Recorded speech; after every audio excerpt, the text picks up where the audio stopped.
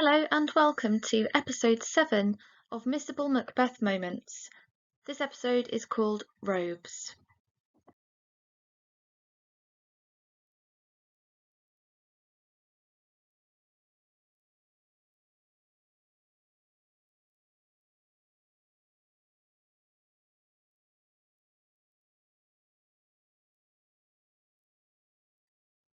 In this series, I choose small moments from across the play that hold larger significance than you might at first think.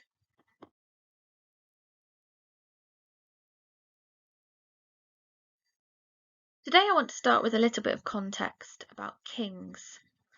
The Jacobeans held certain beliefs about kings. Firstly, they believed that they were God's representative on earth, and that the king carried out God's wishes. This was called the divine right of kings. They had close to divine status according to the great chain of being, which I've shown in this diagram here, with the king right at the top, nearly ascending to heaven. Any crimes against the king was essentially a crime against God, and therefore would be seen as sacrilegious or blasphemous. The second thing is the rule of primogeniture. This is the rule that states that a monarch's eldest male heir, or firstborn heir, male heir, should inherit the crown.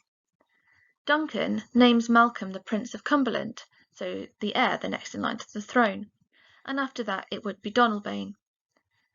Macbeth is someone that has no right to that crown, and therefore he is what we would call a usurper. He usurps the throne. He didn't have a right to it, it was meant to be Malcolm's, and therefore it is a usurpation. Today I'd like to talk about two different quotes from different parts of the play, one from the beginning of the play, one from the end of the play, that both discuss robes and use a metaphor about robes. The first one is Act 1, Scene 3. This extract takes place right after Macbeth and Banquo have heard the witch's prophecies, and Ross and Angus arrive to tell Macbeth that Duncan has just awarded him the title of the Thane of Cawdor. Banquo's reaction is, "What, can the devil speak true?" referring of course to the witches who have just prophesied that Macbeth would be made Thane of Cawdor.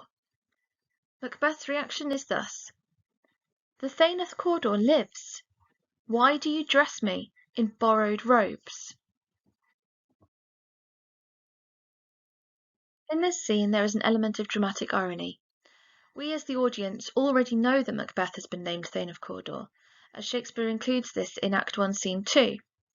But Macbeth is only now finding this out from Ross, after the witches have just prophesied as much to him. Macbeth's metaphor of being dressed in borrowed robes implies two things. Firstly, he does not seem to think that he deserves this title. And secondly, the verb borrowed suggests he doesn't think it will be permanent, again subtly suggesting a feeling of inferiority and that he is undeserving of this new title. Banquo's reaction shows his distrust of the witches, and there is shock from both characters, which links to the theme of the supernatural. We can also see the zeitgeist of Jacobean society and their distrust and hatred of witches. It could be argued that Macbeth ignores his superego in this scene.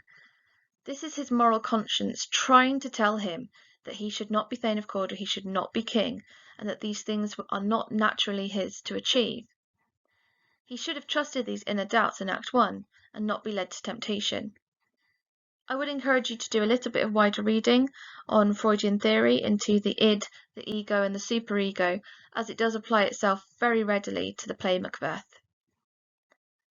Angus saying that the previous Thane of Cawdor deserves to lose his life in the scenes at the end of this extract show us and foreshadow to us that Macbeth will also deserve to lose his life due to his treacherous deeds.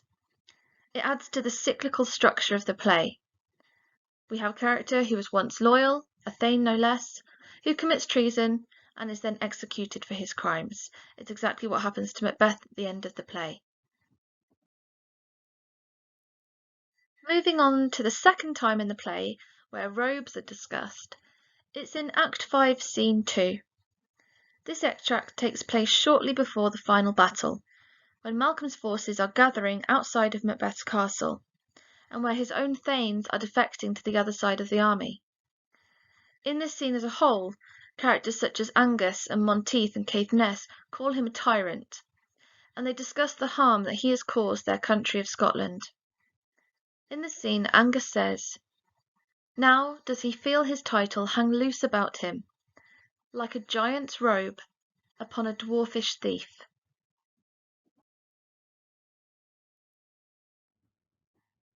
The simile used here, "like a giant's robe upon a dwarfish thief," shows how people feel about Macbeth.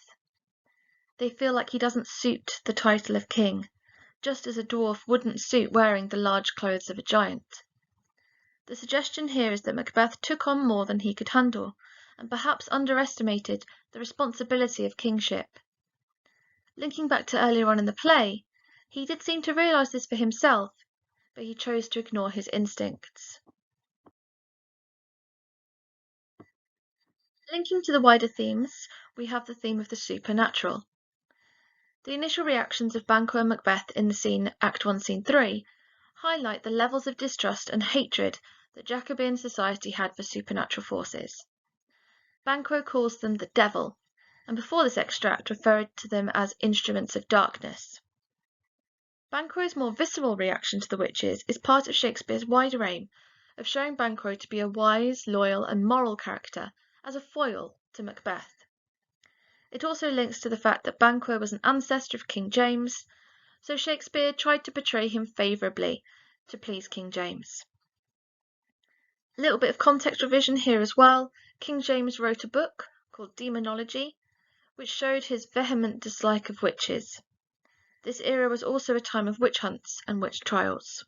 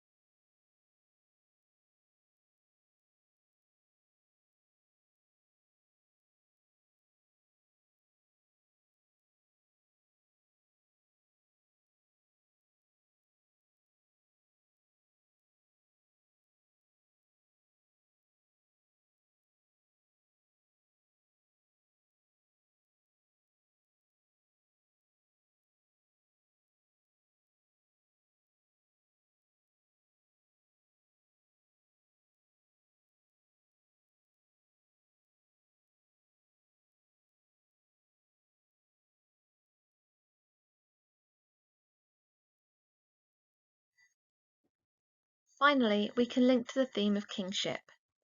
Like I talked about at the top of this video, not only were kings believed to be divine and vessels for God's words, but they also had incredible power at this time in history.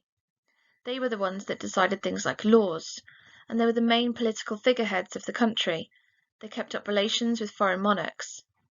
They were in charge of domestic and foreign policies, and, as we know, with great power comes great responsibility. By the end of this play, Macbeth is seen as an awful leader in general, not just because of his treason. Like I talked about in Act 5, Scene 2, his own thanes, that were once loyal to him, now decided that he should be overthrown and even killed. They call him a tyrant. He is a usurper, and as I talked about, this is rarely something that was accepted by society, and in real history there are numerous occasions of there being uprisings to overthrow usurpers, and where people desperately wanted to restore the rightful king. Thank you for watching this video. I hope you found it interesting. Do check out the other videos on my channel, and have a great day.